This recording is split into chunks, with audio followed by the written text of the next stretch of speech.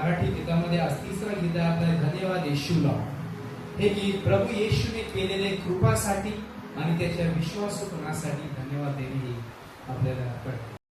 स्तोत्र संहिता त्याच्या 16 अध्याय 14 वचन, त्याच्या वेशीमधून धन्यवाद देत आणि त्याच्या अंगणात स्तुती करीत प्रवेश करा। गलातियस 5 अध्याय 18 वचन मध्ये सांगतात की सर्व परिस्थितीत धन्यवाद द्या, कारण ख्रिस्त येशूमध्ये तुमच्यासाठी देवाची इच्छा हीच आहे। या गीताद्वारे आपल्याला हे संदेश भेटते की धन्यवाद हा विश्वासाच्या जीवनाचा एक भाग आहे। सर्व काळ आपल्याला देवाला धन्यवाद द्यायचा, देवाने केलेल्या कृपा आठवून त्याची आपल्याला स्तुती करायची। परिस्थिती काही असो आपल्या जीवनात, दुःख असो आनंद असो, आपल्याला देवाची स्तुती करायची।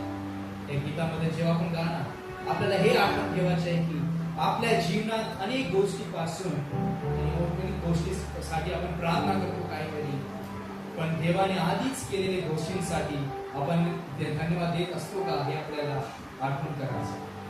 परमेश्वराच्या वचनामधून हे सांगते की आपल्याला शिकवते की प्रत्येक परिस्थितीत आपल्याला देवाला धन्यवाद द्यायचा आहे। चला आपल्या हृदय उघडून देवाला आपण स्तुती करूया। धन्यवाद येशूला एक गीत आपण गाऊया।